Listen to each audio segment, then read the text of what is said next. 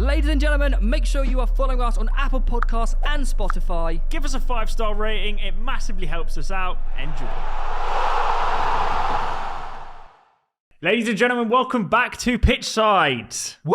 Yes, thank you, Theo. As always, I'm joined by the lovely co-host that is Theo Baker, and today's guest is probably the biggest guy that we've had in this studio so far, and this will be the longest 90-minute I've used this joke already off camera, but this is the longest 90-minute podcast that you'll find on the internet, because it is SE Don's finest.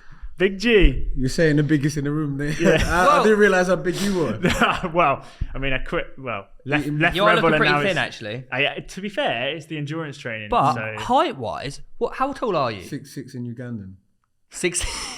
How tall's Ben Foster? 6'4". He's 6'4", so you tower over Ben Foster. Ben Foster, yes, I'm sure you'll agree. Last time I was with him at Watford, he was saying, "You're a big guy, but I didn't realise how bulky you are as well." So, funny enough, it's a situation that's come out of nowhere. So I've had the Uganda call up and interest, and they're onto me now. I've managed to do that obviously from Sunday League football.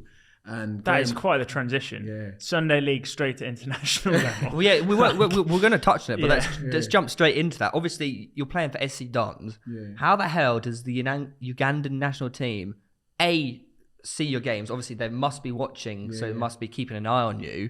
But how did they got in contact? Like, how the hell has that come about? How's that worked out? Well, it all started a few years ago when we beat Rebel.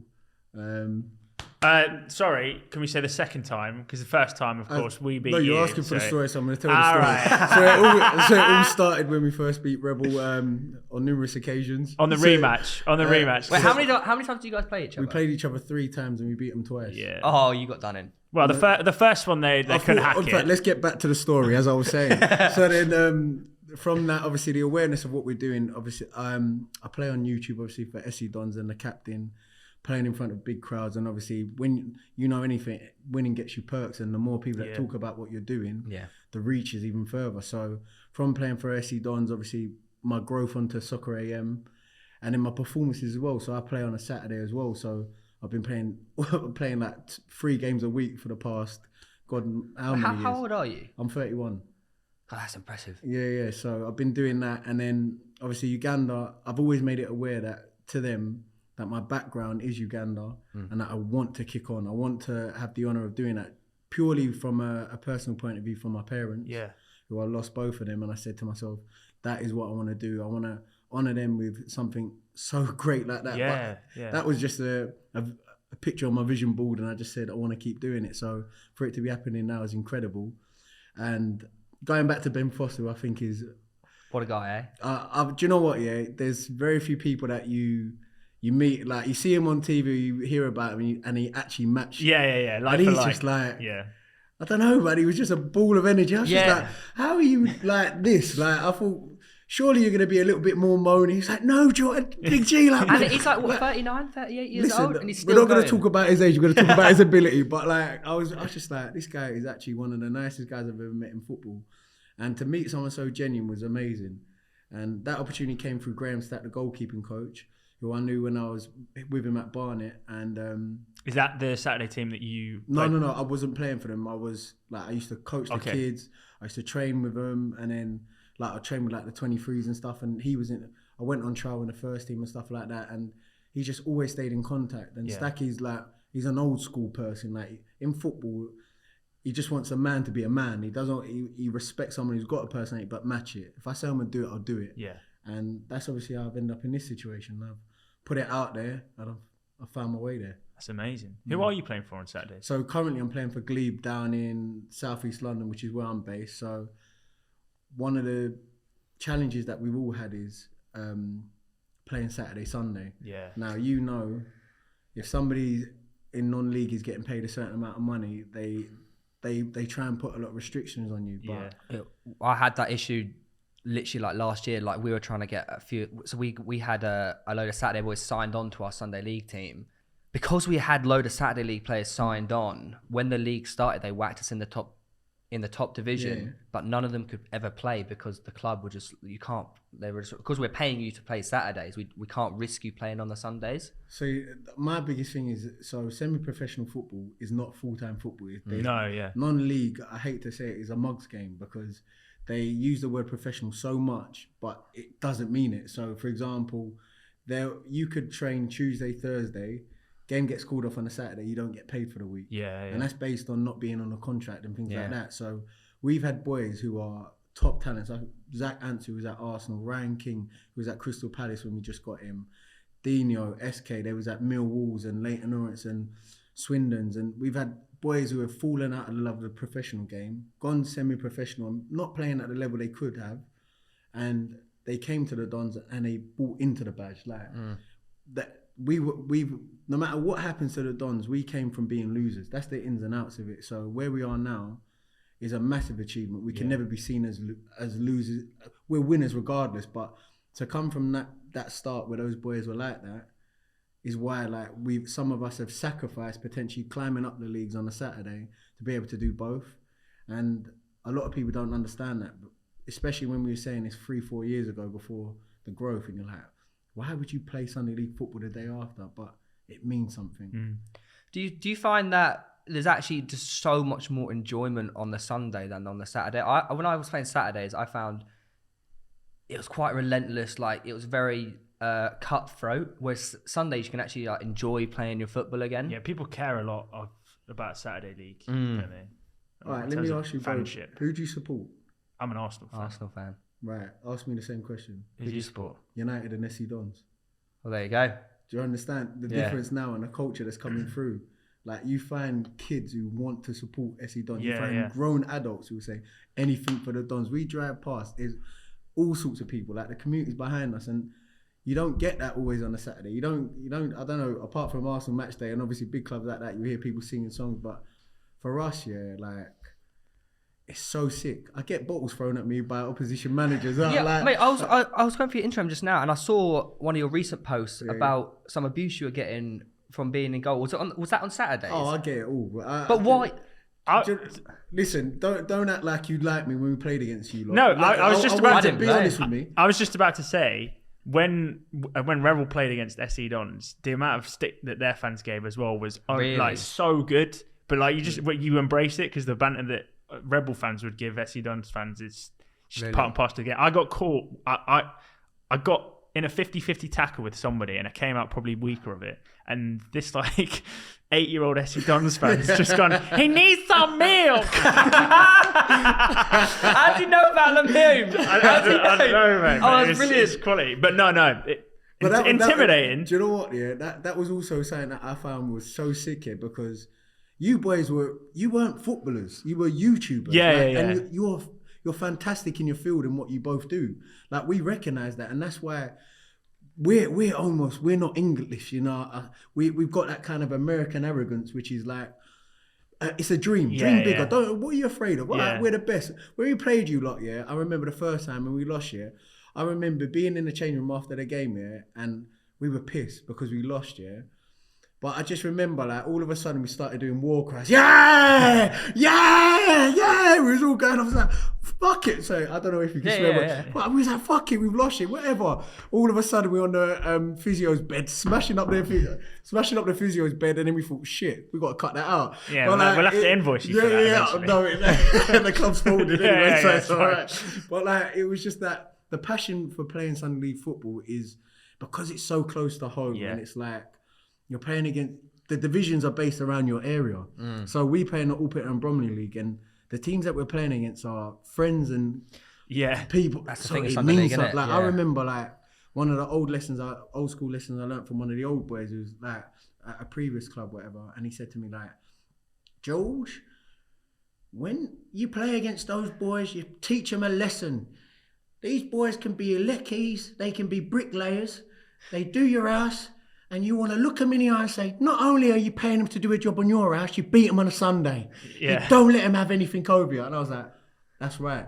When I look you in the eye and I beat you on this Sunday, I'm going to know if you come and have to do a job, I beat you there as well. Because now you're working for me. So I love that whole, it's so close to home and it's just like, let's do it then. But that's why I think the younger generation definitely invest in the story behind the club that you have, because you're so relatable and you give people the promise of like being from the area that even if it's not like at a professional level, you can achieve something with the sport that you want to do. And it's genuinely really inspiring, isn't it? But I mean, that's kind of what this new generation of YouTube has allowed, is people watch it on a platform and go, whoa, these guys are almost like superstars. But not really, you're just playing on a Sunday. And then people get involved in what you do. Yeah. And then you end up getting the national team coming after you as well. Listen, that's do you know what? My faith is everything to me. I'm always humbled when anything great happens, because I always think like you're saying, I think people can get gas very quickly because, boys, you talk about how much Instagram followers have you both got? Yeah. Go on, tell almost 400k. Yeah, over 150, 60. How many YouTube subscribers have you got? Close to 1 million now. Yeah, nearly 1 million. Yeah. How do you stay humble and grounded? Community, support network. Well, I'm really. still. I'm still me working at Mackey's in my head. Yeah. McDonald's was a start. Yeah. 2.5 years service. Got the 4 badges. Refused all promotions. I don't know if he's being serious. No way. Yeah. McDonald's. Yeah. Flipping hell. Yeah, I did 2.5 years. That is nuts. I loved it. It was one of the best places I've ever worked. What part of the store did you work? Was you like everywhere? But I was mainly on drive-through taking the orders. Like, hello, can I take your orders? That large meal? Yeah. And then on front counter as well, serving the people. And this is what I'm trying to say. So for you, that's your journey. Yeah. For us, being from Southeast London, the generation we came up in was, it wasn't as how it is now. Like phones wasn't a big thing.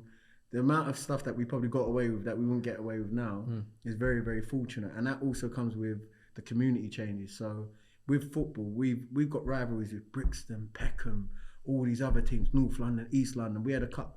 We've had national. We was in the National Cup, and we played against Beatties. It was SC Don's Beatties, and it was at Barking.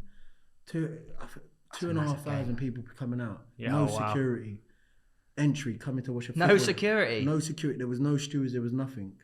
They came and watched a game of football that was thrilling. Unfortunately, we didn't come out the other side of it with a win. But for both sides to bring out that kind of, it was sending out a message to the community, same way that on a Sunday, because it's so relatable, like you're saying, because they can tell that we love our boroughs and we love where we're from, and we always say, don't forget where you come from, and we go to on a Sunday, and at the end of it, we're shaking hands. That wasn't possible without the growth of what SC Dons has done and the other, obviously, Grassroots club that has expressed that, do you know what, we can all go to war, but let's have that gentleman's code about it as well. And that's why so many people, I get shivers down my spine, every time I walk when I see people. Yeah, we should mention as well, because obviously some people are listening on Spotify. Big G has kindly brought in some of the nicest looking Sunday League kits I think I've ever seen. I'll be honest, 2 of them are goalkeeping kits. Oh, really? I get spoiled. But so they're the SC Dons kits, also sponsored by German Doner Kebab. Well, that's what I was going to say. For a Sunday League team, this isn't normal. To have a Puma kit, which, I mean, most teams are rocking Joma, even unbranded, you know what I mean? Yeah. And then secondly, be sponsored by German Doner Kebab. It just shows how far you can actually take things in life. How's that sponsorship even happened, by the way? Is it just the name? No. We've met the owners, so we've been to Scotland, and so it's not just a coincidental SC Dons. So GDK have got they've got a team. So Eddie and other people, Jerry, and they've got a team who basically they keep their ears to the street basically, and they're from London, so. They got into contact with us because they saw what we'd been doing and they believe in what we're doing, and they've just said, the sky's the limit. Mm-hmm. And they've just said to us, look, we're behind you. And they're the main sponsor. Last year, they was the sleeve sponsor. This year, they're the main sponsor. So, and Phantom as well. Phantom's another massive... Oh, yeah, on the sleeve. Yeah. So, it's incredible to have people that come from similar backgrounds who are saying, look, go on. We see what you're doing. Keep doing the work. So our chairman, for example, Andy Answer, you've probably seen me done like the Rooney Street Striker, Goal Films, all the Nike adverts that you see on TV, Pepsi adverts. You see him all the time. Like he's like, he's like our dragon. Like Dragon's Day. He's like boys, like, or even like a mafia concierge. He runs Sport on Screen. Yeah. Like, you know how you watch them kind of Godfather films, and you've got that guy who just goes. He knows everything as well. But it's cool to see like bigger powers invest in something that you believe as hard as that now they do as well. Like, I mean, I know firsthand how hard it is to run a Sunday League club. Yeah. Because obviously, obviously you've got the backing of some big brands, but for like a regular Sunday League club, you rely heavily on sponsorships are huge. Sponsorships, you rely heavily on just people. Subs Subs are the biggest thing. Subs fund the referee. They literally, you're paying to play, but you just need people that are invested in your club, and they're not doing it for money. In fact, they're losing money to play football just for the enjoyment factor of it. Like just to keep club running for so long as it has been going is honestly the biggest thing. This is what people don't always know as well. Like you're saying, where you started to where you now, it's not fluke. It's hard work and consistency. Yeah, it is, So boys in the team who are here now from when it started, and so for example, the club started and it was just the boys. Do you know what I mean? When I say man them, I mean like the boys from the block, like real, like just kicking balls in one team. Then it had the transition into like some of the better players coming in, but those people who are still then from there are still here now. So like we've got a game tonight against in Sheppey. So we've got the Sunday League team, we've got the X1 teams, we've got a five-a-side team. Wow. So we're churning over 3 bits of content a week or 2 bits of content a week, no matter what. On top of that, you're saying what happens if those boys who were paying subs have now seen a transition where we've got sponsorships. We've just started, I don't know if it'll be out in time, but we've just got an activation with WWE. So we're about to release that this week as well. So on top of that, so all of this is going on, but like Andy always says to us, these things can't happen if we don't do the work. Yeah. So there's one thing running a Sunday League team, there's another thing running a business and running a YouTube channel and running merchandise and like the wheel's always spinning. And one thing we all believe is if you believe in yourself and you put in the work, anything can happen. You hear us say anything. You hear longest night. It's a mentality thing. It's like so many phrases that just like I smell blood. Yeah. big game, big players. There you go. Always. The day I hear like I don't know, maybe Gary Neville, one of them lot saying that, I'm really like, know where you got that from. I just hear it. I hear it in my head. You have got some big supporters. Yeah. I know Declan Rice is a big fan of you. He comes down to games sometimes. Yeah. So Junior Stanislas was at our game, wasn't he? Listen, it's Matt. Yes, he was. Yeah, he was in our team talk. So like it's. I think, like you're saying, somebody real recognize real. It's such a kind of like one of them things, but it's true. Like this is why have you called me in? Why am I here? I'm not like a YouTuber with 500,000 subscribers. You're just like, bro, this guy obviously he's doing something. Yeah. How do we connect? And that's what people do. You build a lot of relationships that are worth more than money because long term you know that they're worth something. So 100%. The way you carry yourself is a very big thing. And I don't know if you've seen that Kanye documentary. Haven't yet. Plan to. Haven't yet. Apparently it's really, really good though. It's incredible. Yeah. And one of the things that I heard him say was talking about like when he goes into, he could have no money. Remember he was bankrupt or whatever at one point. He can fly into France and the head of Balenciaga or whatever, he goes to Italy, this person, they just welcome him because of those relationships. He doesn't even need money when he travels. And that's why I believe like in terms of when you're doing stuff and you're on the come up, wherever you start, whether you've got one subscriber, 1,000 subscribers, you should be building relationships, not because of clout, because you believe in what somebody's doing. I believe in what you're doing because of the consistency. I'm not surprised you started McDonald's. I'm not surprised you're with My Protein. I'm not surprised because the actual time lapse shows whether Rebel went right or it's still you're showing that something's happening. And that's like me with everything that happens. All right, I played on a Sunday, right? But guess what? He's won this league. Oh, guess what? He's done that. Now he's Soccer M. Oh, now it's Uganda National. What's next? You won't be surprised. Yeah, you won't be. I'm listening to the Will Smith autobiography at the moment, and one thing his grandma said to him was, "Make sure you're always nice to people on your way up, because at some point you're going to pass them again on your way down. So you should always treat people exactly how you want to be treated." Yeah. But touching on the Soccer M thing, how did they get in contact with you? So I know you have a bit of a rivalry with Jacko, don't you? Do you know, do you know what? Yeah? Jacko is more grumpy than I am. I think he's just got a sad face. I think probably on the looks factor, like, I think I'm alright. I've got a little tooth, tall, dark skin. I get a bit of love. Jacko just looks upset. Yeah. But no, Jacko. Do you know what? Yeah, when you're both very scary though. Like the two. Nah, Jacko is honestly. I think Jacko looks like a zombie. Like, so whereas me, yeah, I think people just think, what's going on with this guy? Like, is he normal? Like, but that's me. Like, you see competition, yeah. I'm on it. Like, if you said to me, look, let's rush to the door, trip you up to get there. I'm on it. I'm not losing today. So like, when I went to Soccer AM, yeah, like, sorry, they contacted me because they put out a poll like, who's the best goalkeeper on YouTube? And I'm not. Is that what it was? Yeah. Oh, right, nice. And then all of a sudden, I just saw tweet. Yeah. I was like, I ain't even, I ain't tweeting nothing but like good morning or something simple like that. I ain't done nothing extraordinary. And then all of a sudden, I got a call, and then it was from this guy Curly, James Curly. Yeah. Yeah, you know Curly. Yeah. So Curly hit me up and he's like, look, the guys want you in. So then I've gone in. They've said to me, look, like, it's new season. We want what's the Lloyd Griffiths has changed what he's doing.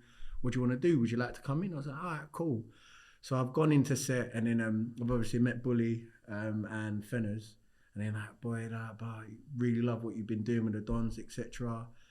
And then Fenners is nutmegged me. I've just punched him. I thought, George, man, this is you in a nut. Like, I've hit him, and I've just seen him go, oh! And I thought, bro, this is day one. Like, I'm thinking, like, these lot, they're going to think this guy's... And I've just thought, he's gone, oh, you'll be all right then. Yeah, I thought, all right, cool. So then from there, I think we've had our moments where they're a bit worried when they see, like, someone coming towards me. Like, I see him go, like, Fenners is like that. He's like got his fingers crossed. He's got everything. And Wasn't there one recent, or last couple of months where who was it? He's tried to go around you that absolutely cleaned them out. Do you know what? I've had a few. I think one of them was Joel Dummett. Yes, that's the one I'm talking about. Yeah. Thank God he's cool. I'm so happy he's a nice guy as well. Yeah, because I had a bit of an argument with my girl at the time in that morning, so I was a bit pissed off anyway. And it was raining as well, and I was just like. I just remember, like, it was a wet day, and he took one touch, and I thought, I've got him. And because I was going for I've got the ball, but I knew he's going over me. I just went through him, got up, got on with my business, jogged up, just walked back to the goal, and I just heard him, Billard, going, what are you doing? I thought, Bully, don't make this any worse. I was like, don't make this any worse. And then we've got back here, like, the show's obviously ended. He's like, Joel, I was like, oh, that was so exciting. Oh, mate, can I get a pic? Oh, wonderful. Like, I really love you. I love how it's like they're trying to win money for the fans. And you're just clattering. The fans must hate you. No, listen. But thank God for him in that situation, because I was thinking, oh, my God. Yeah. And they was like, he's caught the mask tonight. If he can't walk, we ain't going to be able to pay for it all. Yeah. I was like... But then, do you know what? I think that's what people love. They love the fact that I'm so competitive and I don't want to lose. And there's nothing worse here. Like, you don't see it. Like, the backroom staff, we have to bloody pick up all the stuff if someone scores a penalty. Like, it's horrible. Like, so the kids who aren't being fed by me, I don't let the celebs pay. Let them. They've got enough money in their pockets to go and pay for the charity. What's £500? Go and pay it instead of me doing it. I tell you what, they probably want you to be real as you are on the show. They wouldn't want you to hold back anyway. That's what I mean. They've clearly got you involved because of your authenticity that you've carried through throughout your whole journey. They're not just going to be like, all right, George, man. Yeah, tone it down. Calm it down, man. Oh, they have. Oh, really? Listen, you think I'm joking? I remember, I think it was like, it might have been Fuchs. Fuchs was Christian Fuchs. What a guy! Yeah, me and him, like, he wound me up. So I went all right on him, like, and he done this. He done the generation. I said, you what? He came towards me, like, and he tried to spud me, and I looked at him and I thought, you know what you've just done, right? I said, you've just started a war in my head, obviously. No, I probably said that. I probably said it out here in my head, but in my head, I was like, you sure? Yeah. I was like, all right. So then we had a 1-on-1, got the ball, went through him. He's jumped over me, and then they've gone to me, all right, Big G, like, you know that thing you do, like, kind of aggressive, and like, you wouldn't mind toning that down. And I was like, Is he still playing at this point? No, this is behind the scenes. Oh. Like, this is before I've even gone out. Like, because obviously we've gone out, like, before we've gone out, so let me put it in state. So you obviously turn up, blah, blah, blah. You get changed, and then they tell you, like, to run the show. And I was, like, in a room, it's like, obviously Christian Fuchs is just left Leicester or whatever. He's in between clubs. Yeah. So they're like, all right, be smart. And like, I'm like, all right, no worries. But I just remember when he had the conversation with me, I was like, I looked myself in the mirror and I just thought to myself, Jules, like, the something that Jim Carrey said, that funny enough, he said, like, you can be yourself and be hated, or you can be the person that, you can be the person that everyone kind of just, you can be the person they want you to be, and you won't be happy in yourself, basically. And it was I remember sitting there, I was just in there, and I was just like, I looked at us in the mirror, and I was just like, George, if this is going to be your last show, let it be your last show. You are not an actor. I don't care what anyone says. You've got a big personality, you've got a big aura, but I don't want you to change. So if you go out there and you go with the intention to hurt somebody, that's when you're not being yourself. If you go there and you be a goalkeeper and you want to win, that is you. So when I went, I've always had that. From that moment, I said to myself, I'll never have any problems. And then I'm still there now. Do you know what I mean? Yeah. Christian Fuchs is like nursing an ankle injury. Wait, it's now in like Washington or whatever. He's like playing out in America. What's your goals of all? Do you have any goals of all of this? Like, where do you see yourself in like a few years' time? Like, or do you just play it day by day? And whether that be with the Dons, whether that be with Soccer M, like, what about? Where do you see yourself going? So me on a personal level, I always try and evolve every year. So at the moment, I've been training 5 a.m. 3 days a week. So I do Monday, Wednesday, Friday with Damien Scannell. So he's an ex-pro. His brother's a pro as well still. Keeper training? No. Running. Wait, is it brother like Sean Scannell? That's it. Yeah. That's ball knowledge, that is. Yeah, that's very good from you. I'm impressed. So his older brother trains us. Like, I train with a group in the morning. Like, we run hard. We do HIIT training 3 times a week. Like, so what I'm trying to work on is me personally. So being more selfish. So being more selfish, I mean, working more on self-development, because I think everyone looks at success as, like what you're doing now. But if you don't look at yourself first, I don't think you can progress. Yeah. So for me, self-progress is always key. Reading more, training better, eating better. In terms of football, Uganda national team, making my debut. I think that's maybe the first time I might have a little tear in my eye. Who's the keeper you're competing against? So David Nyanga was the captain. He's now retired. Well, he's on his way out, hopefully, as well. So they're looking for obviously a long-term replacement. So there'll be a crop of young keepers coming through as well. So making my international debut, taking it. I believe SC Dons needs to get to a point where we're playing on tour around the world. Yeah, I'd love to reach the American audience, like a summer tour, or something like that. As well as potentially start. I don't know. Like I have this weird feeling like a movie or some sort of Netflix or something along those. Well, even you know, like how Amazon Prime do their thing and like Netflix did it with Sunderland. Like having one of you guys would be fucking fantastic. But they love the like. Zero to Hero story because everyone got invested in the Jamie Vardy one. They're already doing it in America with Netflix. Like, I know obviously college football and stuff out there is a little bit different to here. It's amazing though. But people love Last Chance You. Last Chance You. Yeah. They love it because it's real and it's like anyone can achieve what they're doing. You can get to college and do it. Yeah. That's why I think if they follow like a real Sunday League thing, but it's like you were saying earlier, that sort of atmosphere and. You can't, but do you know that's so similar. The one that you're watching, Last Chance You, is almost identical to what SC Dons provide in the UK culture. Last Chance You. I've honestly, really, like there was one game here that the coach he was a big white guy. I forgot his name. Coach, huge Coach Buddy. Yes, Buddy. Buddy. And he was like, don't you dare retaliate. Don't you dare. They'll get under your skin. Don't you dare. Was this the last game? The big fight? Yes. And he said to him, DJ Law. That's his name. DJ Law. TJ or TJ. DJ Law, yeah. I remember he's like, don't you dare. And the guy done this. Hit his cut. And I thought, no, DJ, no. Yeah. And then all he done was that. Yeah. And it kicked off. Yeah. They were waiting for that one opportunity to catch him. So I've lost that. But they knew all they had to do was just piss one guy off. Right. and it's a wrap. That's like me, yeah. I know, yeah, like I've had a target on my back since I was like 17, 18, playing like non-league football, being a black keeper, the only black keeper in Essex, and like they're all saying all sorts to you, and you just know like the second I engage here, I lose the game. Yeah. So I learned that tunnel vision and choosing like I can't react, and I saw things like that, yeah, that made me go. There's so much things that are going on nowadays, yeah, where somebody walks past you and they shout, YouTube twat. And it's like, bruv, he's making a living. What's that got to do with you? Like, if you say to him, I don't really like your channel, but big up what you're doing, it's different. Yeah, do you know what I mean? Like, absolutely. people don't know how to act when they see people that they see doing good things. So they do this jealous thing. Yeah. So sometimes I get it behind my goal, whatever. Like I had an incident the other day, but what I've learned to do is I'm just turning the other cheek and I'm trying to say like, you cannot beat the enemy on their same low ground.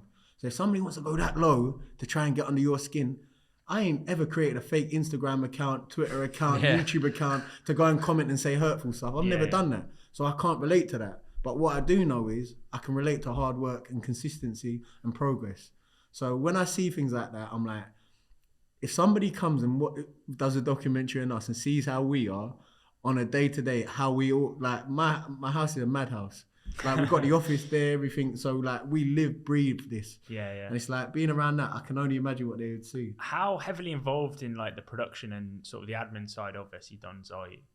Got as much as you want. Like, okay. So there's 4 of us who are full-time. Right. So full-time we do the editing. There's I would say my side is more leaning towards like the merchandise. So we've got like the sponsorship side that we have obviously a board for. Then we've got the YouTube editing. We've got Andrew, Chris, myself, and Geek. Mitchell as well, who does the 5s. Then we've got the management side of the team. You've got JI who manages with Corey, the first team. You've got Flips who does with Sil, who does the XI games. You've got Mitch who manages the 5s. Then you've got the merchandise, obviously, like when we're doing kit sponsorships, when we're designing stuff or bringing out new merchandise, whether it's hats, hoods, whatever. That I'll come up with those designs. Then you've got the commentary that Andrew does, and the main editing of a Sunday episode. Chris records.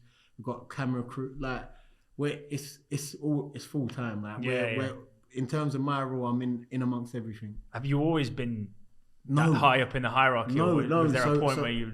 So when it first started, this is what I'm trying to say. When it first started, it was Andrew and Ryan Palmer. They're the club founders. Yes.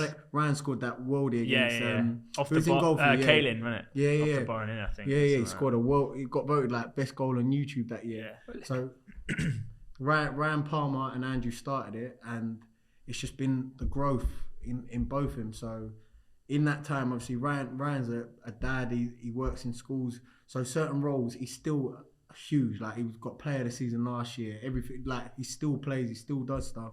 But in terms of the day-to-day running, he's not as much involved. So, but do you know what it is? It's just like honestly, it's like a flipping mafia. Like you've got and you've got Don as well, and then he's got this and it's like that, and it's just like it's amazing because I don't know how you both feel, but being able to work with your best friends, it's awesome. It makes a huge difference to. Never feels like work. That's the beauty of it. It's mad. It's an absolute. So blessing. At what point did they bring you into the level above? So, in terms of like my role, basically, I was playing for another team because I was still trying to chase a professional career. Yeah. And the boys were just like I was saying, they didn't care if they won or lost as much as me. I'm like, I'm not gonna do it. I can't do it to myself. I cannot turn up on a Sunday just to play football. I want to win. Yeah. So then we went on, it was Andrew's sister's birthday, and we all had a little drink or whatever. And I said, look, I'm coming. And he was like, stick to your word. The next season we got you full time. I was like, right, fine. I'm going to leave the team I was at to come obviously and be a Don. And then like when I told my old team, it was Kennywood at the time. He was like, what? Why would you leave one of the best run Sunday league clubs that's been running for over 50 years to go and play over there? Like, I was like, they're my friends. Yeah. Like that doesn't. So then from there, I went from being obviously joining to then becoming a captain, to then just obviously it's my best friends, and like you chip in as much as you can. Yeah. And just keep working. So there was no official like, oh, do you want to get involved in? I was always there. Like, so, like, let's say I couldn't like. There'd be a few times like we play. Like, I'll just say, look, I haven't got a game on this Sunday. Let me play. Yeah. I played a few games, but then they would clock it. They would realize who I was, and then it'd be like, this guy's a ringer. So one time we played some team, and me and Andrew, like, I used to play in the middle of the park. I weren't in goal. Really? Yeah. And we would just be crash, bang, what, like, it would be like slide tackle, header, me and him saying no entry zone, longest 90, like flying in for challenges. And then who's this guy chanting in the middle all the time? I was the same how I'm in goal, but it's worse because I can run around the pitch. Yeah. So like that's what people kind of saw me kind of coming from not really being around to then when the cameras came up, that's when everyone kind of saw me because that's when I joined. Yeah. Like the first episode, in fact, Mr. Wackett, the headbutt, and then the longest night was the episode after, and then it was like, oh bloody hell, longest night, what's that all mean? Like, and then just next step. Yeah. Let me ask you this question, ladies and gentlemen. How does a free crate of beer to you sound? How does it sound? Pretty bloody good. It does, doesn't it? All you got to do is pay the $5.95 postage for Beer52, who have sponsored today's episode, and you get yourself a free crate of beer. What type of beer are they? Well, they're from all over the world. This particular one that I've got this month, are from all around Europe. Hey! And I tell you what the best thing about Beer52 is, you don't get the same beers. Because they're based from different locations around the world, you get different types of beers. So it's not like you're drinking the same boring old beer. You're getting a bit of variety with your beers. A beer-riety. A beer-riety. Put it there. Alongside the beers, you also get yourself a cheeky magazine and a couple of tasty snacks, okay? You can pause or cancel that at any time. All you got to do is go to beer52.com/pitch. That is beer52.com/pitch. Pay them $5.95 postage and you get yourself free crate of beer. What more could you want? So you played centre mid for a bit, you say. Have you always been a keeper then, or where were you playing like as a kid? I didn't play football. Really? No, I did not play football when... What age did you come to play? 16, 17. Okay. That's quite late. Yeah. That is very late. So none of my friends were footballers. So like up until I'll probably say like Andrew was Donny, obviously, Don Strapsy was the best footballer out of all my friends. And like he was just a striker. I'd go and watch him play, run everything over the top. Scoring, obviously back then it was like 11-a-side goals no matter how old you were. Just slapping in goals. I'd be like, oh yeah, sick. And then like our distractions were other things, you know. And then I was never kind of interested by football, but my two best friends, Andrew and Mitchell, Crook Secco, were both Man United supporters. Donny's dad was from Manny, so like I just like my best friends support Man United. I support United. Yeah. And then I found Peter Schmeichel. I was like, okay, that's all right. He's all right. And he's flying. I was like, whoa, like this guy flies everywhere, and he's like, he's shouting, he's throwing it, and I'm like, whoa, I like that guy. And then like I got to like 15, like I'd play now and then in the school team, like 1 or 2 games, 3 games here and there, and then I got in trouble with the police, and then I ended up in a youth offenders, and then when I went in there, that's when I learnt my love for football, because I went in there. And I don't know what it's like for you boys, but have you ever had that experience of somebody kind of just, I don't know, maybe watching something you do, or like your parents seeing you do something, and it's just like, oh, flipping good at that, you know? Keep doing that. Don't change. Keep doing that. And I had that same feeling from inmates. So like I went in goal, and I've kind of always known like I'm a goalkeeper. Like I've always thought like I'm quite like good. And I went in goal, and everyone was like, bro, you are the best goalkeeper in this flipping jail. Like, I haven't seen a keeper do what you're doing. I'm just like, bang, bang, bang. I'm like, people coming for, like, I'm the man. And I was like, I like that feeling. So then in there, I played football as much as I could. I started to train as much as I could. And then I came out, and I went to Bromley College, done my national diploma, my first diploma, and then national diploma. But in that time, I got picked up by the Nike Academy. Yeah, so it was just like I'm saying to you, if you really do your timeline, you'll see it's kind of like tick, tick, tick, tick, tick. Yeah. What's the next thing? How's he done that? And then from there, like, I remember I played for the Nike Academy against Peterborough, and we lost. I think it was 5-2 we lost, but we played their first team. Peterborough first team? Yeah, we played their first team at their training ground. They played like Mikel Smith. Oh wow! Aaron McLean, Smith. George Boyd. They had Grant McCann, is it Grant McCann? He was their manager at one point. They had Seth Nana. They had it was. But in Nike was quite. You lot would be quite young then. We right? were young. Yeah, we were young. I was like 21 at that point, and I remember playing in that game here, and I played really well. Like I'm talking, they must have had 20 plus shots. Could have been 15. yeah. And I think I've got the CD somewhere. I don't know where it is it's somewhere here. And I just remember like this old guy looked at me, goes, "What's your name?" I go, "George." He goes, and really? I found out it was Barry Fry. Oh, yeah. Barry Fry goes, "We'll have a look at you." Like I didn't know that he was saying That's that a good to me. Barry Fry impression, by the way. Yeah. Solid. So then I remember going, like, all the boys in the coach were like, "Bro, you know you're sick." I was like, "Appreciate it." Like that's how I am. But like I can't take compliments too much. It's like in one ear out the other. I remember being on a coach here, and then like the Nike Academy coaching staff were like, "George, come to the front." I was like, so this is like, I'm obviously young, and I was just thinking like, all right, cool. So I've come to the front, and like, they want you on trial.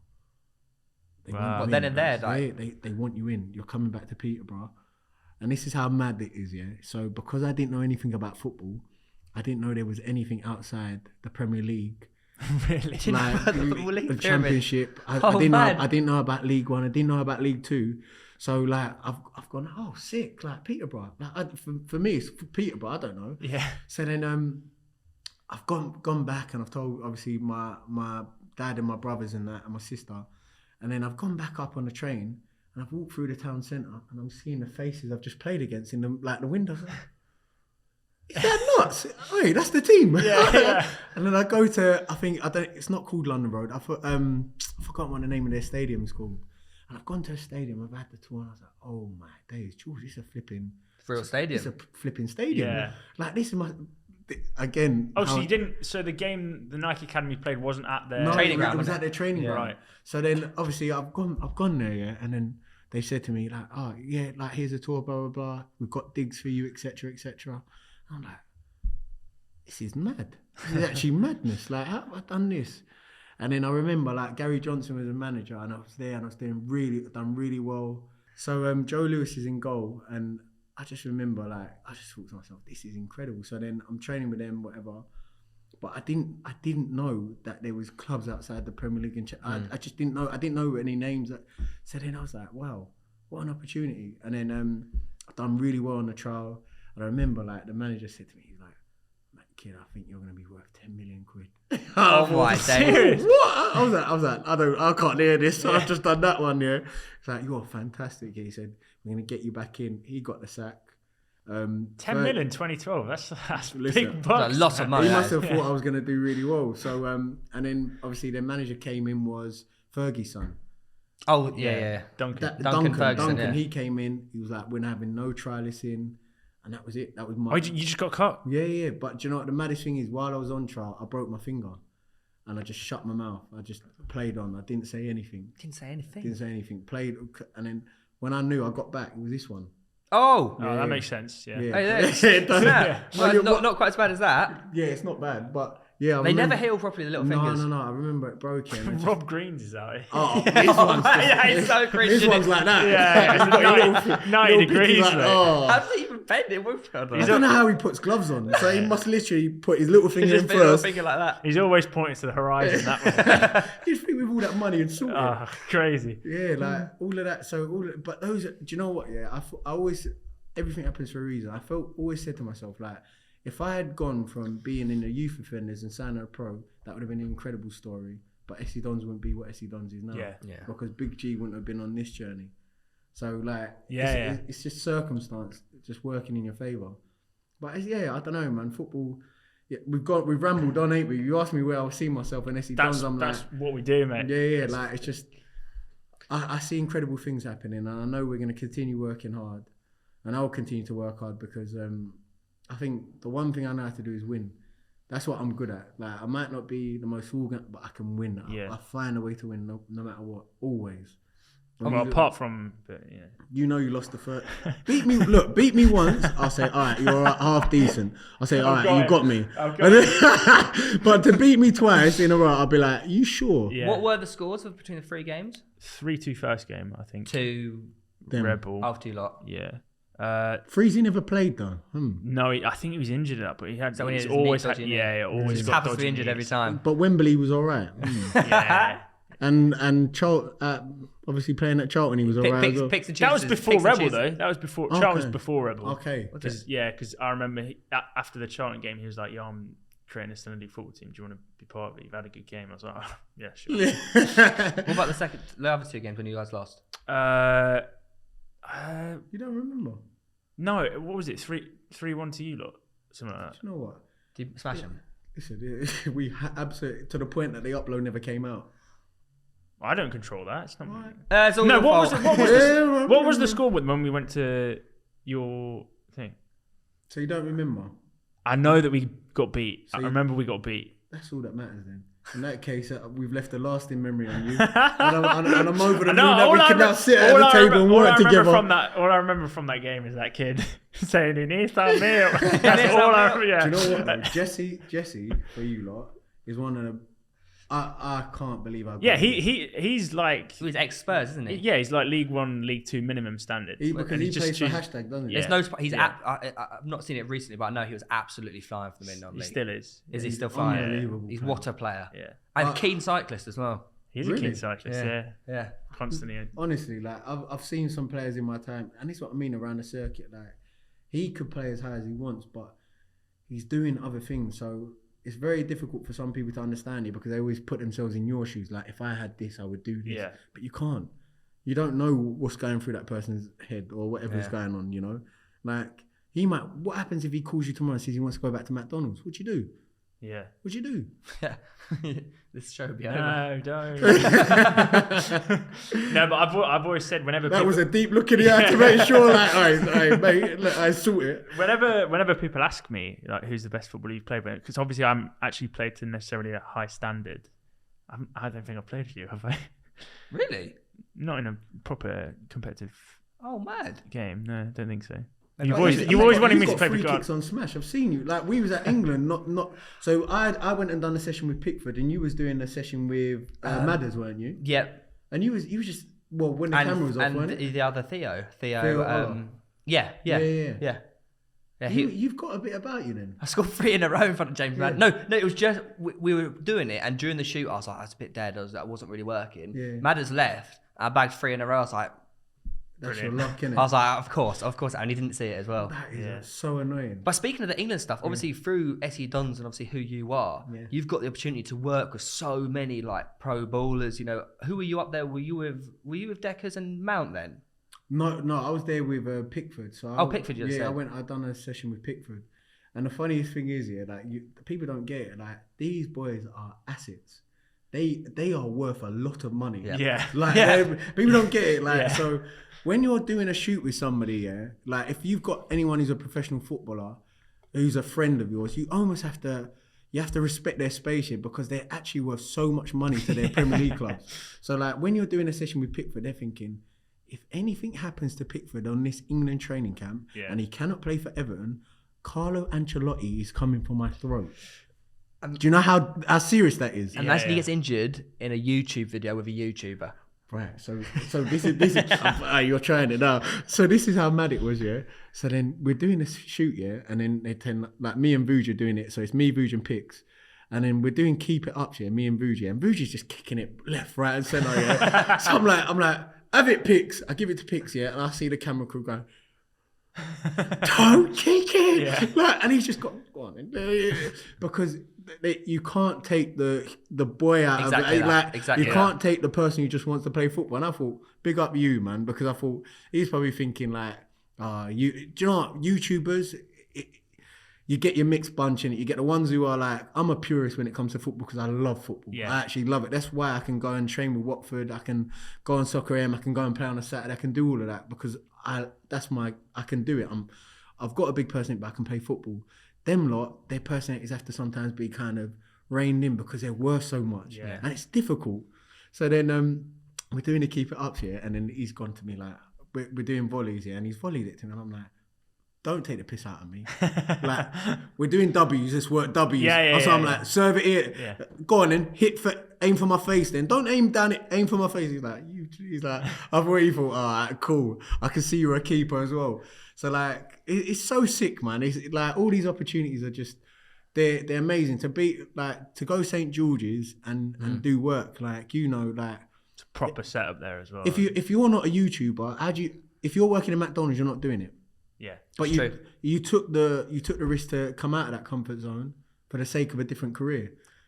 Well, I've talked about this in the past, but I said no to a Palace scholarship when I was at college because it meant moving up to East Croydon and like leaving the family, leaving college, going to go to uni, and realistically, the chances of you actually making it as a pro footballer are like less than 1%. And I would say I've achieved more in football and had more opportunities in football through what I do now than if I'd attempted to give it a go through the pro route. And it's just. But how do you feel, like, for example, like when you have people who have come out and done challenges with you? Because I remember hearing like Tiny Temper saying it. He was in a room with like Coldplay, and all that he kept thinking was, I need to ask these guys if I can do a song with them. But he respected their space. Do you ever feel like, I always feel so good about myself when I get people that want to do content with me, or when I reach out to them, they want to do it, because I always think like, you obviously, you've put in a lot of time and it's authentic that you come to me. How do you feel like when you get like big people doing videos with you? I think if you compared America to England, the culture is very much like in England, if someone's successful, you get shut down very easily. Or I feel like in England, especially in the YouTube community as well, a lot of people they have this weird like stigma about like, oh, I don't want to pester that person, don't want to ask them. But realistically, if you ask someone to be in a video or whatever, they're going to say yes, because 99% of people are nice guy. But that's also based on numbers, right? But I think people get the wrong out and think that when let's say you're booked for a shoot, you don't know these people. Yeah. Like, you get booked for a shoot and you might go into a professional club and you don't know them. It's not, you're at that stage now, which is very different to a lot of YouTubers who are kind of like on their come up, where you're established, like your numbers don't lie, like numbers speak a lot. So when they send you in, they're thinking, well, you've got these numbers, go do it. But realistically, if you don't like someone, it's very, very difficult to do content with them, because you don't respect them. And you're only there based on who they are. So it's like a relationship of two people that don't like each other. Yeah. And that's a tough place to be. Whereas that's why I say, like, you can sense it on a Sunday when a team doesn't like you. Yeah, oh, mate, 100%. You know. Yeah. Like, I can look at, there's certain teams I put in my calendar and I go, that's the one I'm looking forward to. Yeah. That's the one, like, I'm not losing that game. That's the game I want. I want that one. If I have to break a leg, put my face in front of the ball, whatever, I'm winning that game of football, because that's the one I want. And that's why I asked this question, because like, there's obviously people at home who watch this and they're probably thinking like, but yeah, like, you lot have gone clear, whatever, bro, you're doing this, they're doing that, you've got this sponsor, you've got that. But there's a reality to this shit. There's a lot, like, the hours that get put in, and I always say you get more no's than you get yeses, is the truth. Yeah. Like, this is amazing. Like, I'm looking around, I'm seeing the SC Don kit next to Man United. I'm like, I'm in the right place now. I'm in the right place. The two clubs you support. Yeah. That's what I'm like. I'm in the right place. Do you ever get, earlier you mentioned about like some of the abuse you get. Do you ever get it where obviously you've learnt to deal with it, and I'm exactly the same, like on the football pitch. There's a reason I stopped playing Saturdays, it was just getting like too much. I remember like last year I was playing a game, and like the abuse I was getting from like, it was like kids. Go on, tell me what they say, because you obviously remember. They were just being really personal. Yeah. They were attacking me very personally. What did they say? They were calling me cunts. They were calling me all, but they were really going like deep. Yeah. And it wasn't like a normal, like, they were just shouting shit, whatever. Yeah. They were getting really personal. And it really, like, halfway through the game, I was like, what am I doing? Like, it really affected me. Like, half time, like, I was really, like, quite shaken up. Has it ever got to a point where, shouting shit, whatever you can take, but has it ever got, like, personal to you? Yeah. And have you ever had a moment where, like, I have to contain myself? But it feels like that would just spoke a fire in you, as opposed to the opposite, where it's just I can't be arsed. Normally it wouldn't, but this was the only occasion where it's happened to me like that. So there's two things that affect me about that. being a teammate with you and not making you feel like you're protected, that's an issue for me. Like, no one's saying, "Hey, Theo, chill, we got you. If anything kicks off, I've got your back." Yeah. That calms you down. You know that? Yeah, big time. Feeling like you've got protection. Because when it's a direct message like that, you feel alone. You imagine being a goalkeeper and you can't even leave your bloody box. Yeah. Like, and they're saying, like, half the time what they do with me, yeah, which, to be honest with you, I love an atmosphere. But it's when they go really low that it can affect you. So I remember I was paying for Potter's Bar. I was paying away, and somebody said, like, "Is your mum proud of you?" And all this stuff, yeah. And I just, I'll be honest, and he was saying all sorts, like, "Where's your passport?" All the Shaka, his lot, this. People know why they say those words. Like, yeah. So then I remember I was in goal, yeah, and I was thinking, like, I was not losing that game. I was not losing that game. And I remember, yeah, we went 1-0 up, 2-0 up, and I was like, finish the game off. And I remember I was so enraged inside. I had this, you know, like when you got that burn. Like, I need, like, what they're saying, they're still going, and I'm not saying anything back. And I remember, yeah, we conceded from a corner, and I punched one guy. I don't know how I got away with it. Like, in frustration, I just remember it was like ball got crossed in. It was like one of them scrappy goals went in. I was just like, fuck's sake. Went like that. I caught one of their boys and he went down, and all their boys were like, "Oh, ref." I don't know how the ref didn't see it. Really? I don't know how. I got away with it, whatever. I just dropped him. I don't know how. And I was like, oh my God. I was like, they've got you. But we finished the game with 1-2-1, yeah. And I remember, yeah, I went to the referee and I said to the lino, I said, "Referee and lino, you've both heard me getting constant abuse throughout the whole game, and you've done nothing to protect me. Yeah. You've done nothing. You've not made any effort to protect me. Nothing at all." And I said, "That's poor from both of you." I got booked. And I remember, yeah, like, They booked you. Yeah, they booked me. And then the chairman of the club, his wife, came into the bar and said, because I used to take like prep meals with me after the game. So because it was so far, I'd have food with me. And then she was like, "Would you like your meal warmed up?" I was like, "Yes, please." She was like, "Did your mum make it?" I was like, "No."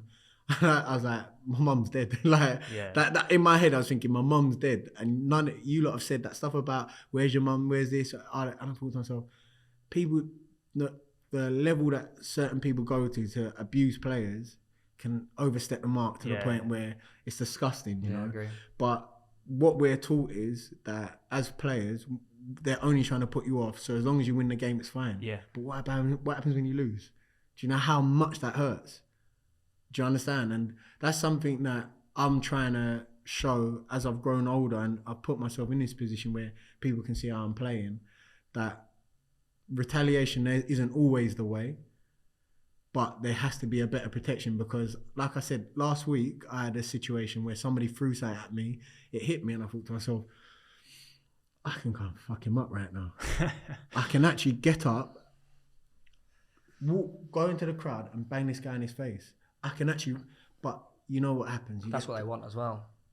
Who's got more to lose? Yeah, exactly. I end up on an 8 to 10 match game ban. Yeah. Big G, Soccer AM, gone. Big G, SE Dons, bully, fighting on pitches. Big G on his Saturday career match. Like, you end up asking yourself, then what do you do? And that's what I asked you about. I'm asking you in that situation. Like, it's more about you feeling protected. Well, I in my situation, I spoke to the referee. Yeah. Like, mid-game, he was like, "I can't do anything." All right, I'll tell you this. That's So like, this happened a few weeks ago. Money got thrown at me. "You're not worth the money you're getting on Soccer AM." I said to the ref, "Ref, there's two things." I'd warned him before that. I said, "Ref, there's two things that can happen here. I go and handle it, or you go and handle it." And he goes, "All right, cool." So he pulls the game. This is after, like, they went over the top anyway. Pulls the game, went and put stewards behind the goal.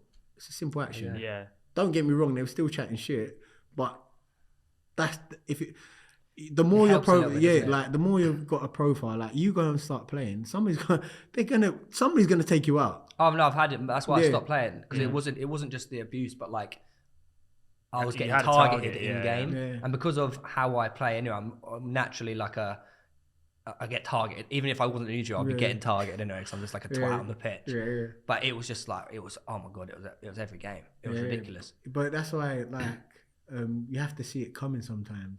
Something that Bobby Zamora told me, he said, like, "If you got your chance, I'll get mine." And I always think that. If you got your chance to get me, I'll get mine. Don't worry.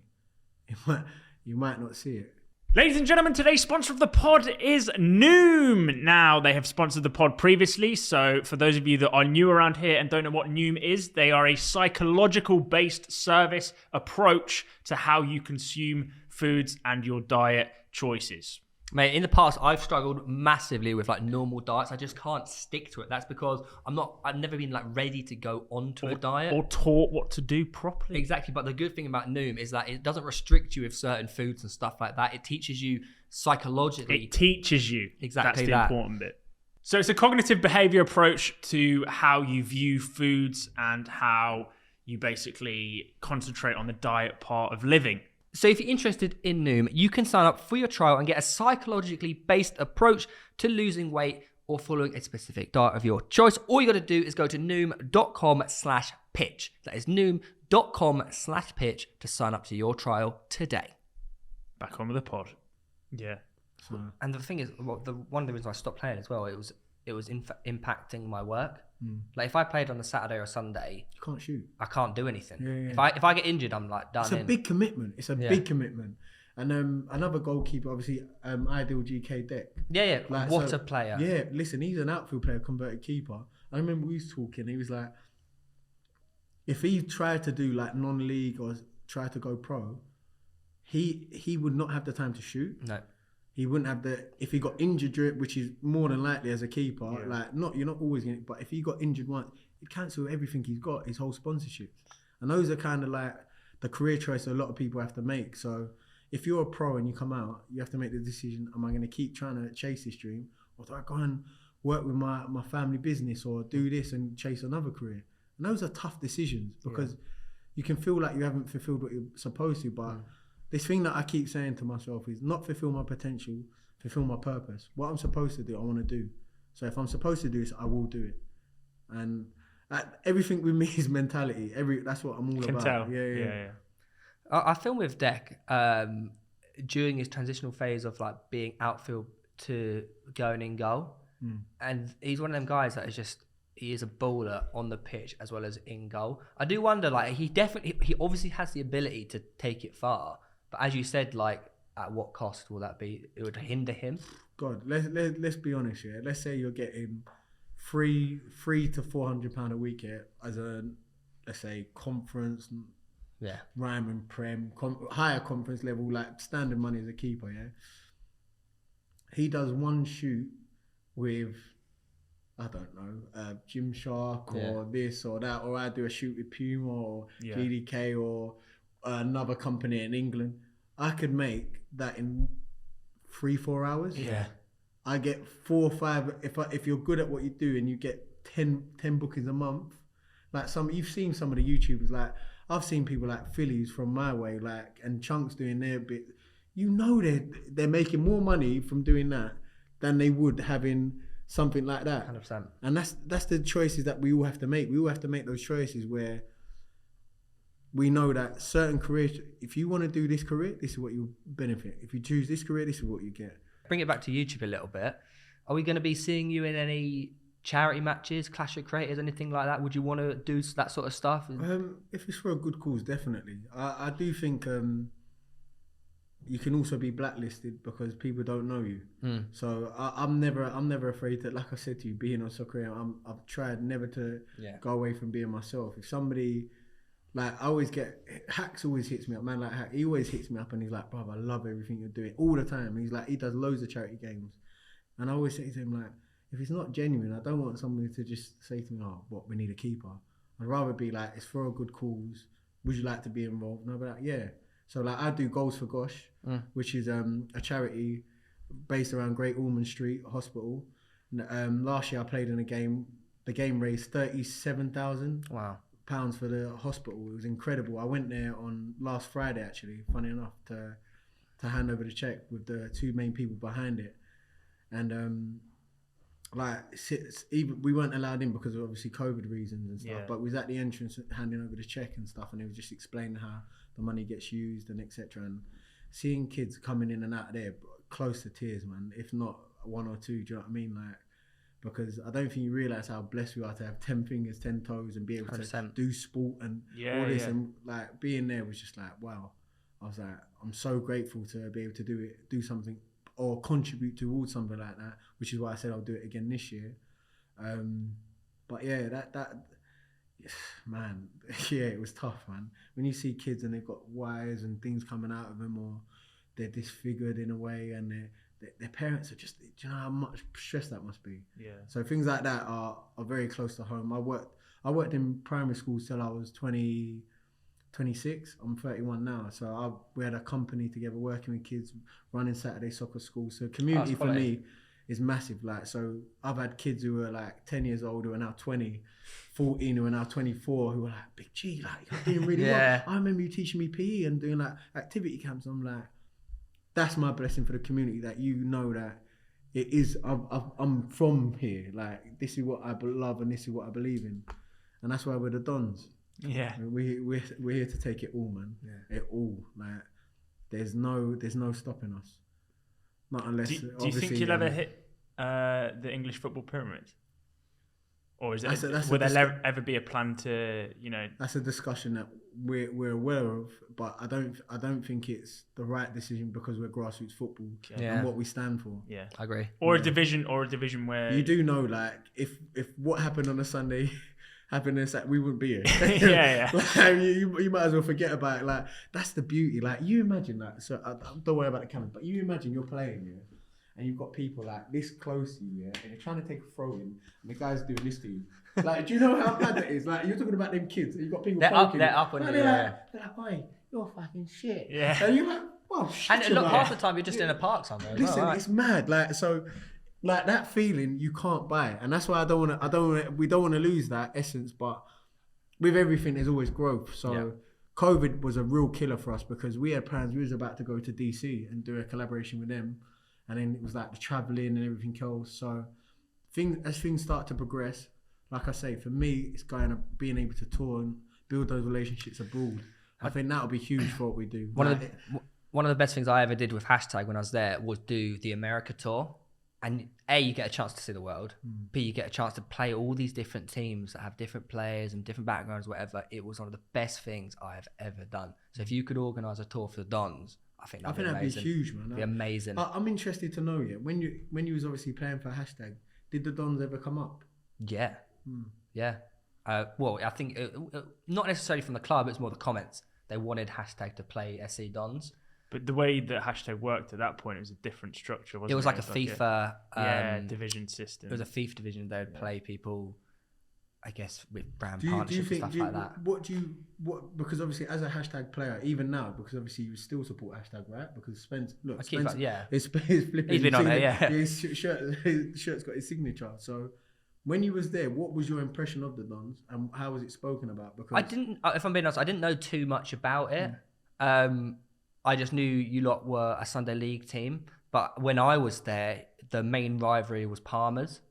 So I think SC Dons didn't get spoken as much as they didn't probably do now. And then when we beat Palmer's, you didn't know that? No. We beat them in a manner.